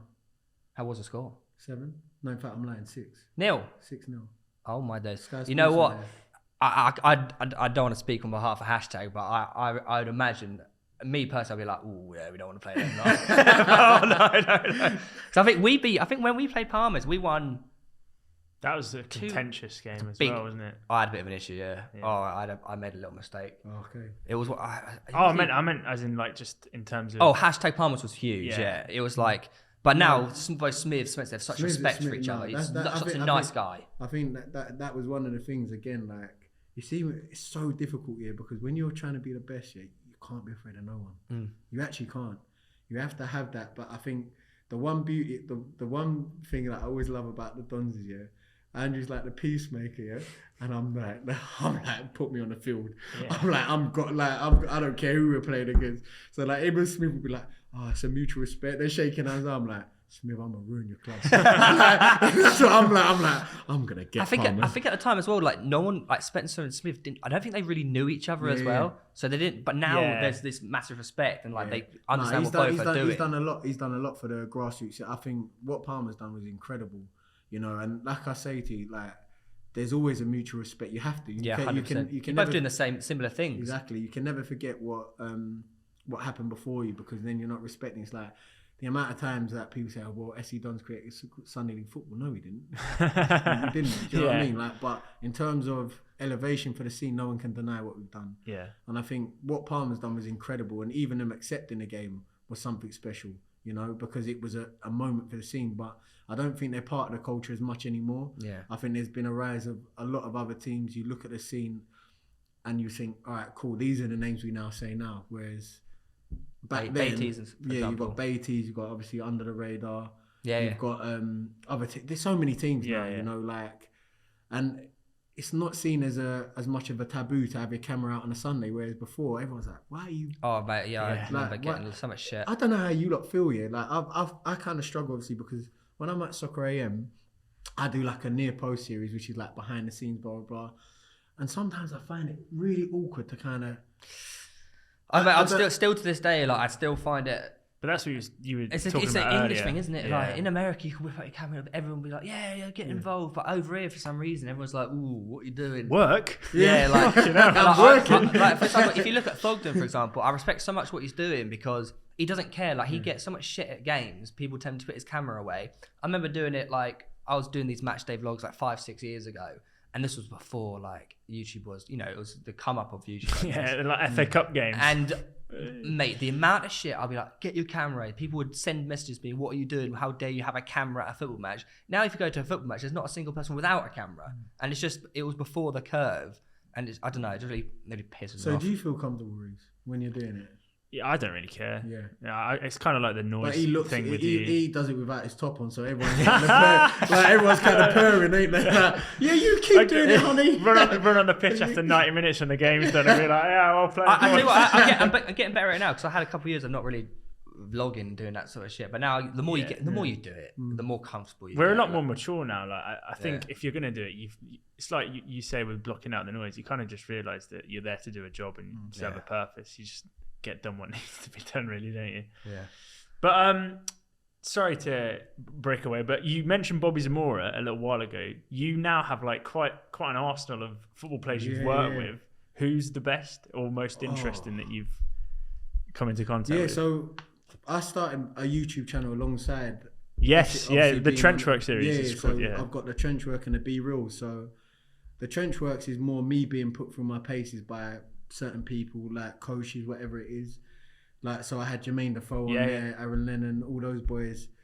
And then I do the B Reels, which is like a interview with it's the interview and the competition side where I go back and forth with them. But from being on Soccer AM, being with the Dons, it's the reach of it. And I think because people know, like I'm saying, that it's just like, this guy wants to win. It makes them go, do you know what, I want that little bit more, you know, I want to beat him on his own channel. Well, they have the same mindset, right? They're competitive professional athletes. Yeah. Exactly. So like, I'll be honest, like, do you know what, Lyle Taylor, in terms of finishing, has been the most dangerous on a B Reel. Okay. I'm going to separate it. So on a B Reels, which is like the interview and the challenges, Lyle Taylor's the one person that I thought to myself, I'm in trouble here. Like, he does the slowest penalty walk you'll ever see, and he's just like agonising. Yeah, like, just kick the ball. Just kick the ball, and he's walking. And then he just watches your knees and he puts it the other side, and he's just like, all right, cool. Yeah. And then his left foot finish and right foot finish is mad. Now, in Trenchworks, I don't know how this guy is still not playing in the Premier League. Jermaine Defoe. I was going to say, like, surely the best finisher. He is the most. All right, I'll give you one more. Near post, which is on Soccer AM, but in Trenchwork, with Jermaine Defoe, I remember, like, I made a save and I was like, that's pretty good. By your standards, you know, like, that's you're going to be good today. And then I think it frustrated him because the next shot he had, it just went crossbar and in, and I thought, flipping out. I thought, all right. Then he had another one. He had another one. Side netting. Oh God, I better move quicker. All right, let me put it. Side netting. I was like, oh my. So before he even started, he goes, I go, JD, you're right. He goes, call me side netting. I'm like, no, you don't. I'm like, not me. I'm not me. You ain't doing that to me, brother. Yeah. And he done that. And I was just like, this brother is ruthless. Yeah. It's not even a big backlift. It's just like, he just catches it. It's just muscle memory, isn't it? And it's just, I thought to myself, bloody hell. Now, on Soccer AM, the best finisher I've ever come against is Robbie Keane. Yeah. Robbie Keane, yeah. Spurs have had a few good ones. Like, he's the only. He made me go to myself. He's wearing jeans and a jacket, and he's done that to me. He's good. Yeah. Like, he nutmegged me, and I was like, oh.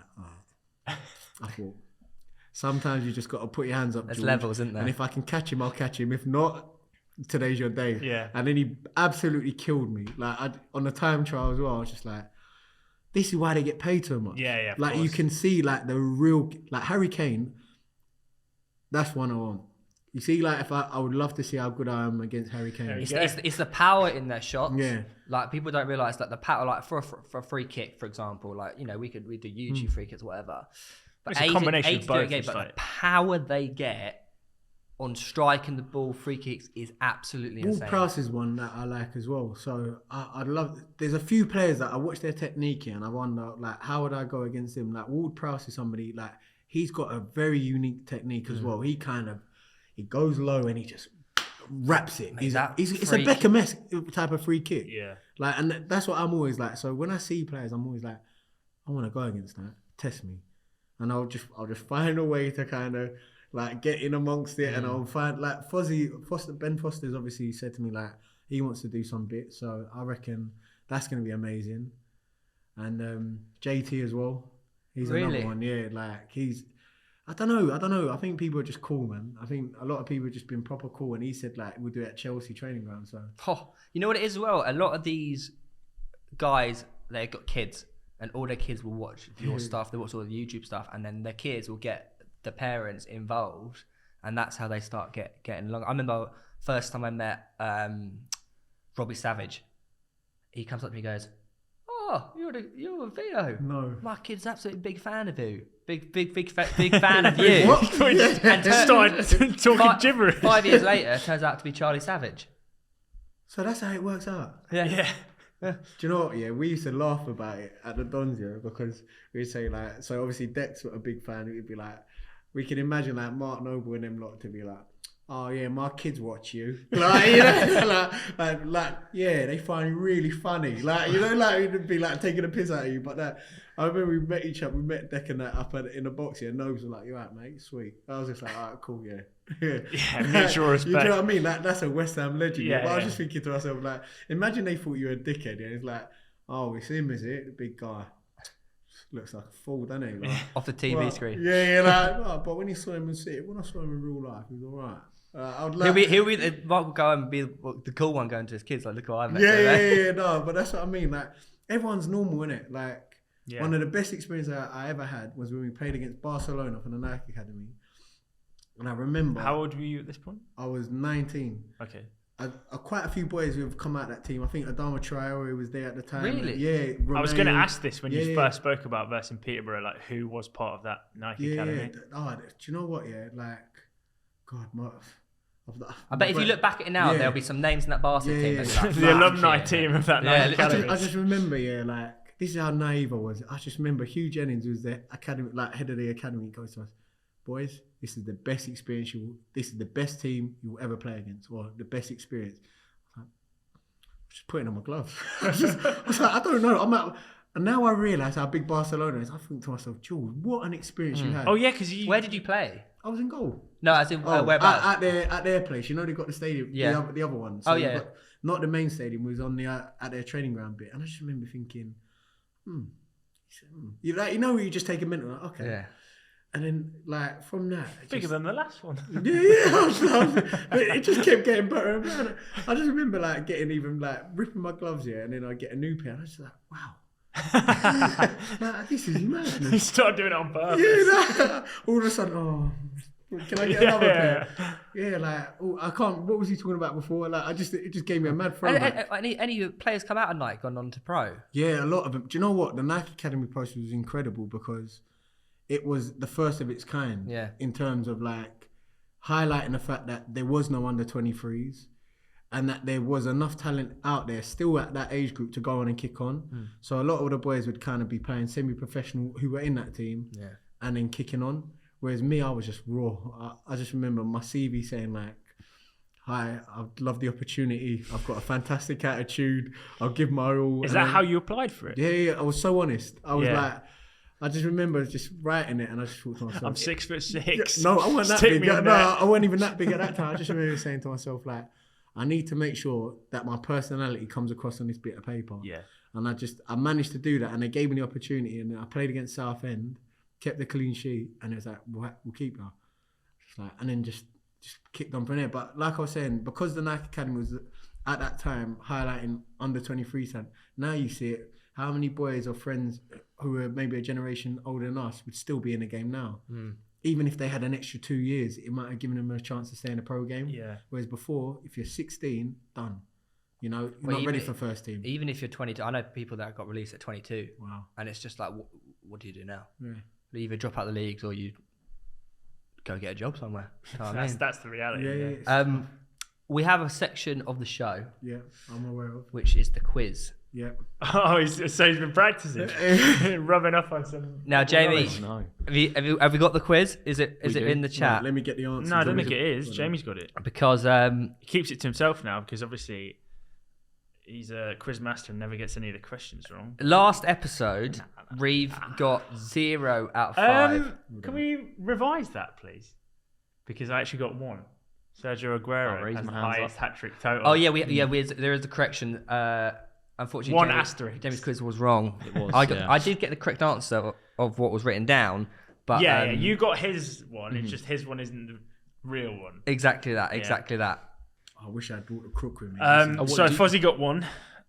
As you can see, that is pretty much the lowest bar on the scoreboard. Nobody's actually come away with 0, and I have faith that you won't either. So you're aiming for 5, which is full marks. All right, Jamie, hit us with questions. We're going to play along as well. And also, if the viewers, if you want to play along, obviously, we know that none of you cheat and none of you write the answers afterwards. So leave your answers in the comments down below out of 5. Here we go. Okay. So question number 1. Who is Manchester United's record signing? Ooh. Are we allowed to answer straight away? Yeah. If you know it, yeah. No, I was just checking. Oh. Oh. I think I know who it is. Oh, easy. Harry Maguire. Harry Maguire. It's wrong. What? It's Paul Pogba. How much did he buy him for? Harry Maguire was 85 million. Paul Pogba was 89.5. Ah, okay, that makes sense. Forgot about that. So we let him go for free and had to pay for that. Yeah, That's the worst. But who's the other one who also gets sold for so much money? Like he's just kept on Lukaku. Yeah. Lukaku's No, it doesn't get as bad as Real Madrid's transfer policy. Yeah, that is pretty poor. Real Madrid just, oh my God, they're whatever. He whispered at you. It's pretty poor. Bloody Pogba, forgot. Oh, George, that was an easy one as well. We were so adamant as Harry Maguire as well. Right, let's go. It's not a bad shout, to be fair. It was very close. All right, 0 out of 1. Question number 2 then. Number 2. How many times has Sergio Ramos been sent off in his career? Is it A, 18 times, B, 27 times, or C, 31 times? Bloody hell. Hey. A. Anyone else? I think C. I thought it was 30 something, but I think 18. The answer is B, 27 times. How has he still got a career? 27 How times. do you get away with that? 26 He's of so those good. was at Madrid. No. How many of them were? They must have been all in the derby. El Clasico. Think how many games he would have missed from being Oh banned. my god! but they're not necessarily straight reds. No. But even so, Well, like, just to send Still. it off. 27. He's been sent off 27 times. Have you ever been sent off? Never. You guys are too nice. Never. Yeah. I'm the one getting fouled over. being the foul. Here we go, the victim. Question number 3. What did Claudio Ranieri buy his Leicester City Pizza. players? Yeah. Oh wait. yeah, No, yeah. are you going to finish it or? I can finish it all, but All right, we'll wait then. Go on. what did he buy his Leicester City players after they kept their first clean sheet at their title winning Yeah, it's season? pizza. It is pizza. He, Yeah. There's no point. he got Kumvich. I got. Wait, no, BMW. no. Oh, I was going to add on I8s. top of that. What did the No, he chairman? didn't. What did the No, chairman? he didn't actually buy him for the team. He bought every did. He single. bought every he bought Leicester every player an single i8. Premier League winner for the Leicester club an i8. He didn't. Yeah, no. did. Apparently, That's not a fact. That's just a Sun bit. No, of- no, it is. It is. We film with Christian Fuchs, and he rocks up in his i8, and in the car park, everyone's got i8s. Yeah. Is it real? Yeah, Yeah, no, it's 100% true. real. Yeah, I always thought it was a the lie. owners got them all i8s after they won the league. Oh, Yeah. what a chairman. I'm man. pretty sure. In blue I'm as pretty well. sure Kante didn't. Do you not accept it? I thought he kept his mini, didn't Yeah, he? he did. Yeah, I'm pretty sure. Yeah. That's But- mad. yeah. And like Fuchs rocks up in his i8, I was like, You're on the board. That's all I wanted. That's all I wanted. I'm in. See, I would have no idea about the pizza thing. Pizza gets you on the board. No, that was another question of 3, but just got it straight away. It's no point. What, the I8? No. The number 3 was I was going to give you 3 options, but you knew it straight away. Oh, so. okay. I get you right. So 1 out of 3 so far on the board. Number 4. Did you not know it was pizza? No. Really? No. Question number 4. True or false? Pep Guardiola has won more Champions Leagues than Mourinho. False. Let's work this out. No, there's no way. Pep Guardiola. Bayern Munich. He Barcelona. never won it at Bayern. Yeah, Barca. He never won it. Barca's got one. Just remember, Mourinho won it with Inter, Porto. Porto. No, He didn't do it Zidane with won Chelsea. it. No, Zidane did the triple. No. didn't he? Zidane did Pause the my answer. So how many Man United got beaten by I think Pep? Pep's done it twice. He done it with 3 Pep. times. He beat Man United at Wembley. He beat Man United in Rome. He didn't win it with. He hasn't won it with City. He hasn't won it with Bayern. So Has he not won it with Bayern? He's no. got 2. It's the guy after him that won it. Was it? They beat Dortmund in the final, didn't they? Yeah, but it wasn't with him. It was the other guy, the German coach. I remember him. I can't remember his name, but I remember him. So Mourinho has it. I don't know. Hold on. Oh, this is a tough Hold question. on. Porto. Wait, did you? Porto. They could have level, which is false. No. But Is that he can do that? Is he like that? It's true or Oh, false? he's like yeah, that. it's true or He's false. like- So they could have 2 He's each. got one of them straight faces as well. The camera can't even see. So him. what's the Oh, no, question? they can. Mourinho's got more than Pep. Yeah, the question is true or false? Pep Guardiola has won more Champions Oh, Leagues. Pep. Than I'm gonna go. Mitchell would be. Mitchell would have this answer. straight. I'm going I think false. logic dictates that this is false because I think Pep's only got like 2, right? But Mourinho. Porto, Chelsea. Yeah, but Did that's, he win it that's with what I Inter? mean. Inter. There you go. There you go. Porto, Chelsea ain't. So No, you're he saying- didn't. He didn't win it with Chelsea. He didn't. Who, Mourinho? Mourinho. No. He didn't. It was my man. It was Baldhead Di Matteo. Di who won Matteo it, who did, won it. yeah. So therefore it's 2-2. That's which That's would false. be false. I'm going false. I'm saying false. False. It is false because Is they it- have both won 2. Thank you. Oh, is that? I told you he's one of them. Hey, You that's sneaky straight- one. that is- Do I I'll put take it- that one. We got 2 out of 4. We got one Yeah. more left. One more. I knew it was. I was like, it's level, isn't it? So Tell it's you what, false. we came to that was a good one for us. 1 and 2. Yeah. All right, question number 5 then. So this one's a who am I? So who am I? I am one of the most successful players for my country in recent history, having won 8 Bundesliga titles, 6 DFB Pokals, a UEFA Cup and a Champions League, playing for only 2 clubs. Although I've never won the World Cup, I am the only player in my position in the tournament's history to win the Golden Ball. I know who it is. The press named me Der Titan due to my aggressiveness and demanding presence on the pitch from the back. Easy. Haaland. Lewandowski. I'm joking. It's got to be. It can't be. It can't be anyone other than him. Well, I'll give you a clue. They played, for one of their clubs, they played over 400 games and they didn't score a single goal. That ain't. Oh, it's just not a striker. Hold on. Do you know why it can't be Lewandowski? Lewandowski Wait, played for say- Dortmund. He's played for Bayern, and he would have played for another team before that. Read it out. Read it out again. Read it again. I am one of the most successful players from my country in recent history, having won 8 Bundesliga titles, 6 DFB Pokals, a UEFA Cup and a Champions League, playing for only 2 clubs. World Cup. Although What, I've Germany never hasn't won the World Cup, He I am has the won only it. player in Oh, my wait, position. have they won the World Cup or not? He said, oh no, I've never. They have won the Euros though. Okay. I didn't. Wait, and hang on a second. Read it again. They play in, what we need to realise is they played in the Bundesliga for a long time. Yeah. That's the key factor. But what was the Golden Boot thing? They're the only player in their position in the tournament's history to win the Golden Ball, which is awarded to the best player in the tournament.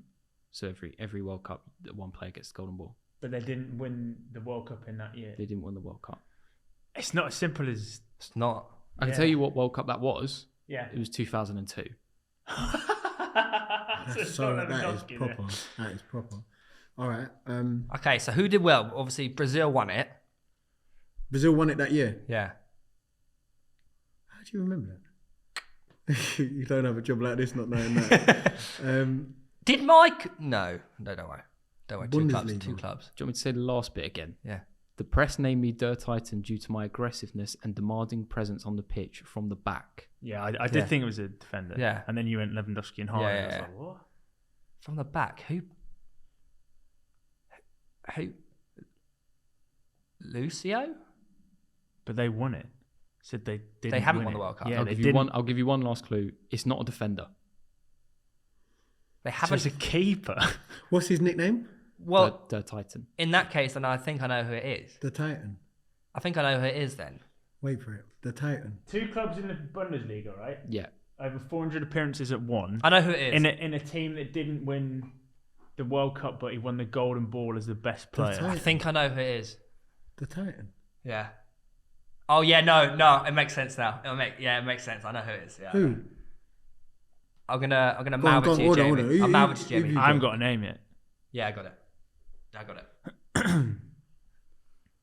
Oh, it's an inch. See, he always does this. He's got such a still face as well. I think it's a keeper. It was obviously a keeper because It's not a keeper. Not a keeper. You said it wasn't a defender. Not a He defender. likes to do this thing where he bases that player. He has some connection to the guest. Keeper. 1,000,000%. So then it's got to be. Oh, it's really obvious who it is. Once you know who it is, it's like, you know, when you did, yeah. No, I don't know. Who But it it's is. always that thing, you know how It like, ain't Neuer. you know when you know the answer, Yeah, and it's like it's obvious. But when you don't know the answer, it's like, who the hell is Can't it? be Oliver Yeah. Kahn. It's like you last week. yeah, literally like me. Oliver last week. Kahn? It is Oliver Kahn, yeah. Hey! play. Hey, I'm up the table. So Three. Who can I look down upon? Right. Bazinga, you're Calfreezy. Calfreezy, surprise. Bez, Fogg, Ollie and Jacob. Oh, Fozzie. Level I'll with give that you. I'll give you one of my points. No, I'm joking. Oliver Kahn. Oliver Kahn. That is a Yeah. sick one. It was the Titan as well. I was like, he's a human. I didn't realise that was his It's a nickname. German. Z phrase, Titan. right? Yeah. Z Titan. How'd you say it? The Titan. And I remember in No, 2000. German. I have no idea. Is it Titan? The Titan. I know. First name I had was Mats Hummels before he said it was 2002. I remember was in like, 2002, Oliver Kahn was a joke. He's keeper of the whole tournament. Yeah. I don't know why I know that. I I'm 6 years remember him. old. He was the reason I got finger savers. Really? Yeah. I remember. Like like when you just He buy, knew that, by the way, and he's. you buy a pair, and you just think to yourself, oh, that's how you become a keeper. Yeah. I don't know why no one uses them nowadays. Like you never see a keeper wearing finger savers. Like No. adult. My brother does. If he plays in goal. Yeah, he's got, like The spines. Yeah. But beyond that. Is he any good? Yeah, he played for Peterborough Youth, actually. Oh, so I might have been there at the same Yeah, time. probably. Imagine Yeah, I that. think he was maybe a bit younger. That at might have point, been but- mad. Yeah, if that crossover was actually happening, that would be crazy, innit? Small world. He's a good outfield player as well. No, not anymore. Really? He's put on weight. It's too slow. Predictions. Yeah, let's do it. So we've had normally there would be 10 games, but you know what this season is like. There's double game weeks. So, do you play FPL, by the way? Not really. Well, this game week is game week 29. A couple double fixtures. Liverpool got 2 fixtures in this. We'll just ask George's ones because we did it on one that's gone out. We didn't do this one. We've Did done we? them. Oh, have we? Oh. They're the same. It's the same weekend. We've recorded twice this week. Oh yeah, sorry.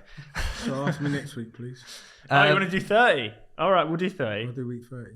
There's not. Oh no, that's going to be not many games. that's a while. Let's do 29 because Yeah, game we'll week, just ask your game week 30's predictions. only got 4 games. Yeah, Why has it only got 4 games? a blank game week's the FA Cup. Oh really? Yeah. Right. The early kickoff. They always say never back the early kickoff, but we've got Brighton versus Liverpool. Brighton are at home. Who takes the win? Oh gosh, Liverpool. At what score? 5, 6? Do you know what? Yeah, I like the way Brighton have been playing recently, so I'm gonna say. What, 3-1. losing 3-0, 4-0? No, but their style of play Oh, will sorry. get them a goal. So I reckon it's a 3-1. Okay. Who Brighton going to score? I reckon they'll score 1. And I It's going to be Malpai in the 89th minute doing shushing the fans and 3-0 down. do you know what? He's got that about him, innit? I swear you're an Arsenal boy. How did you feel when he was like, he took the piss out of you lot? I was watching it with my mate who is a Brighton fan. And I was just like, oh, you lot are mocking it now. He did it to Palace as well. Yeah, Just Troy mocking Deeney- it. What about when Troy Deeney went for you lot? I don't want to talk about it. No, moving I on don't then. talk about it. Alright. So Liverpool, Brentford at home to Burnley. Battle of the bottom. Big game, that. That's huge. That's actually massive. That's massive, in fact. I'm going Burnley. Burnley. I'm going Burnley. Sean Dykey. That she is my kind of gaffer on my FIFA. Here's a Fake question. horse to score. Here's a question related to He's my Brentford. ultimate team gaffer.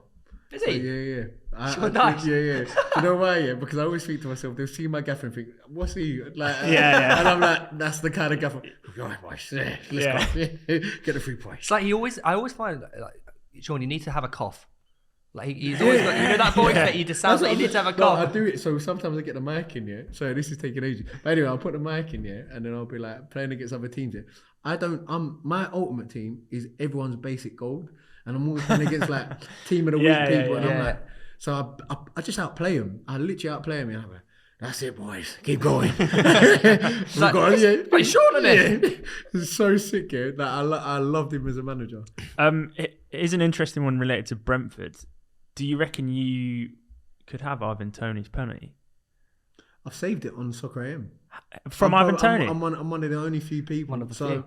I'm the first person to save one of his penalties. But that's a good stat. On TV. I'm the first person to drop Chris Eubank Jr. on Sky.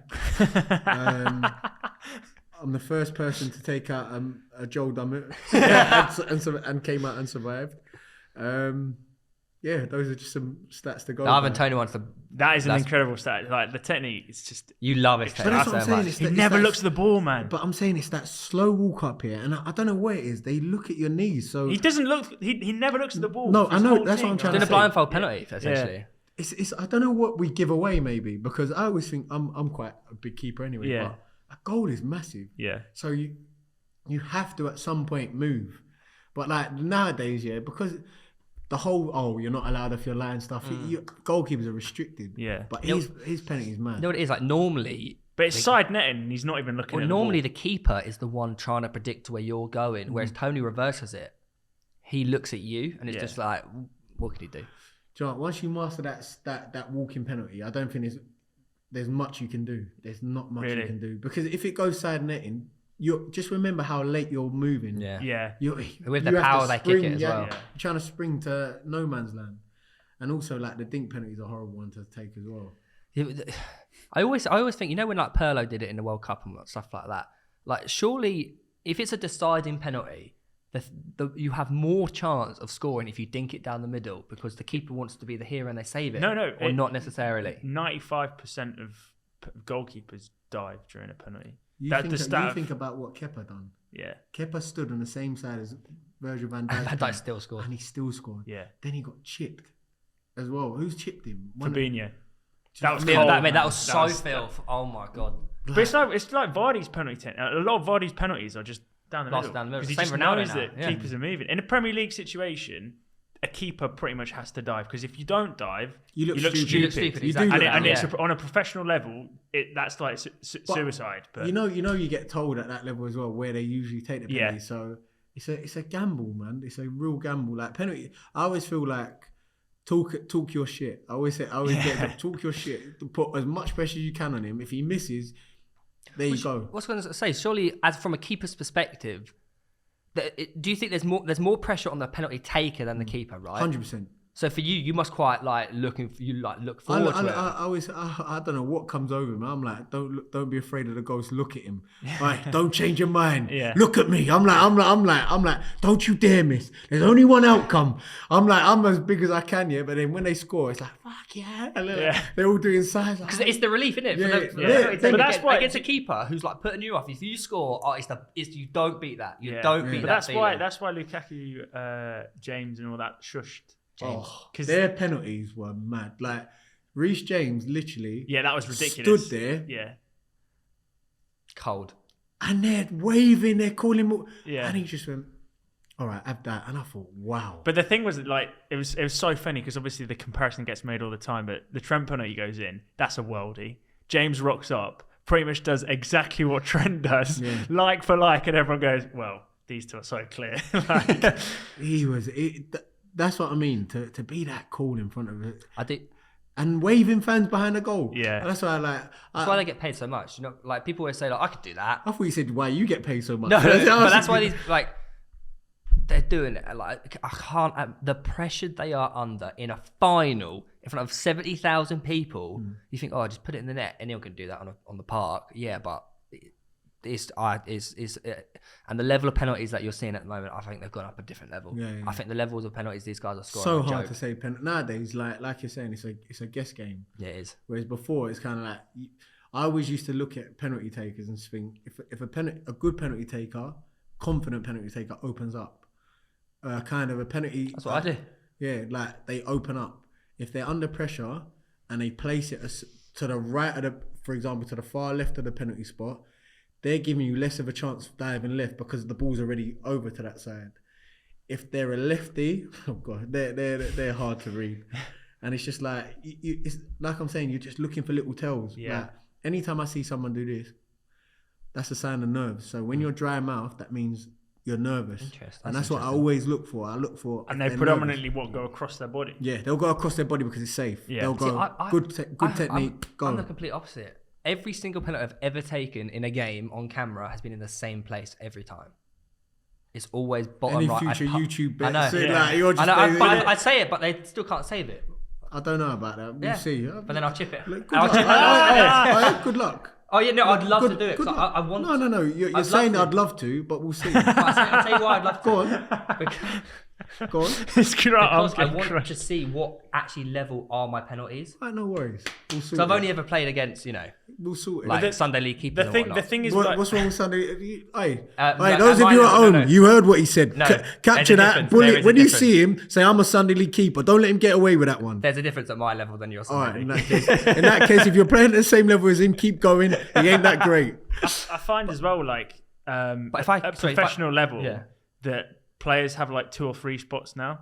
Whereas before it's like, oh, this guy's got a favourite spot. I can't go across me. If I go across me, I'll miss. Oh, I missed a can't do penalty it. once. It's the worst feeling. I was in goal as well when I missed it. Not a great feeling. Well, like Kepa. Wait, did he go? As in, you were in I goal cleared and I it cleared the cycled goal. all the way through? No. It was one of the greatest Sunday League games I've ever played on.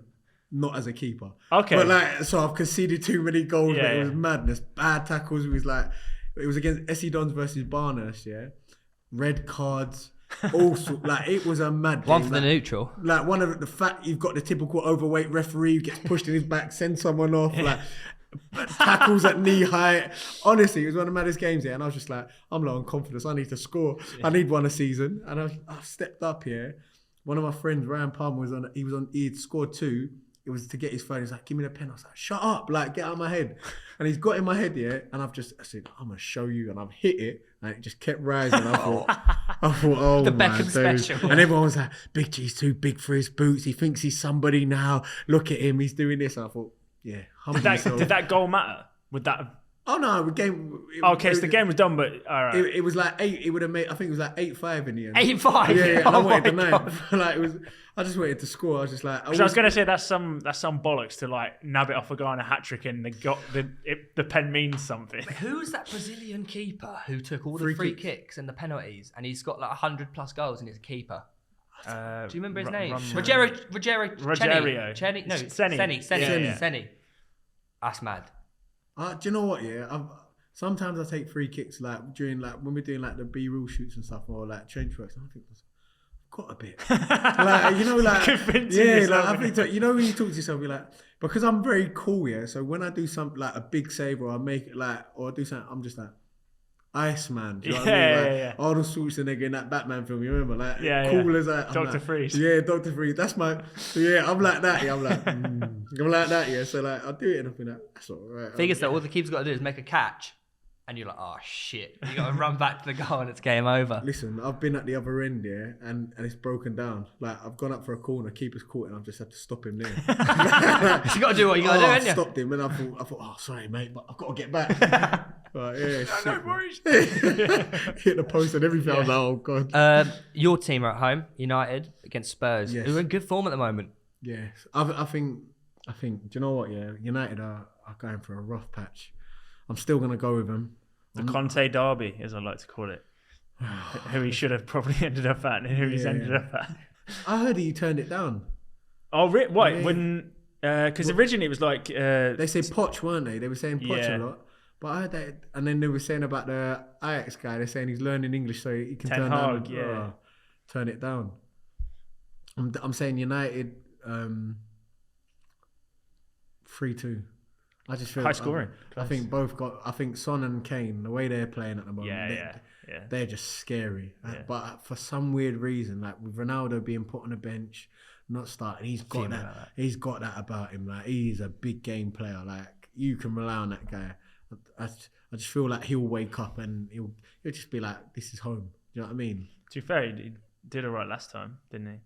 That was the reason why Nuno got sacked. When it was at Tottenham Hotspur Stadium, wasn't it? Not the right appointment, was it? No, I don't think so. Nuno. What's for Spurs? Yeah. Chelsea at home to Newcastle. Newcastle. Really on the back of their good form. I just think there's too much going on at Chelsea. Yeah, true. Do you think what it'll affect the players? 100%. Yeah. When They've had their travel back. Attendance and everything's going to be affected. But does that affect the away supporters as well? I doubt it. So they're travelling to Nami. Have you been to a Newcastle game? I've been to stadium, never been to a game. Yeah. Listen, they took 3,300 fans to Southampton on Thursday. Chelsea now, and it's like 600 miles down. That. It's top to bottom, and they had like the packed out away end. It's mental. It says on average for an away team to go to a game, it will cost a club about 30 grand. Okay, for like hotel, travel, all of that sort of stuff. Abroad though. No, in the Premier League.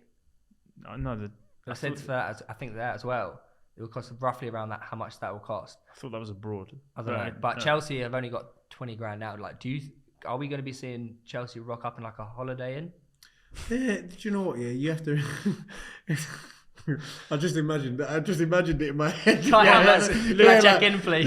Lukaku, Rhys James, Loftus-Cheek. I was just thinking about how about it's all going for like a Premier Inn breakfast. Like you imagine like that breakfast as well. They have to go Costa. Might not have it. Morning. Yeah. You'd be like, I'll pay for my own accommodation. Thank you very much. To the cashier at the end, like Mason Mount's so like funny. £8. There you go. So you got Newcastle. I've got to go Newcastle. I'm saying a sweaty 1-0 win. It is like the perfect storm as well, isn't it? Everything is, dodgy going on with Chelsea. Newcastle just absolutely flying. Yeah. Everton. Stinky Everton at the moment against Wolves. I want them to stay up, you know. Yeah. Well, they're too big of a club. Yeah, I want them to stay up, man. So I hope they get. I see it being a draw, yeah, but it's a draw. Yeah. Draw. Yeah. That's right. Leeds at home to Norwich. Oh, Leeds are struggling. So bad. And that's another both. big club. Both. Do you know what? I'm hoping for a draw again. A draw. Yeah. So as we get closer to the end of the season, yeah, we'll see what happens. Yeah. Southampton at home to Watford. Watford. Really? Yeah. Oh, well, they need it. Because they need it. They need it, and I want. Oh, this is a sentimental pick. So there's nothing wrong with it. No. The underdog to come up with trumps, you know. That's what I was like at the start of the season. I was like, Watford. But we used to do predictions, and Theo would basically like pick the team whichever had players from in his FPL. Is it? Oh, so like, if football like friends. Yeah. West Ham at home to Villa. West Ham. Arsenal at home to Leicester. Leicester. I'm doing what you do, football friends. I know Brendan's daughter from Soccer AM. So yeah, I want her to win with her dad. Arsenal are looking good though, aren't they? No, they're looking sick.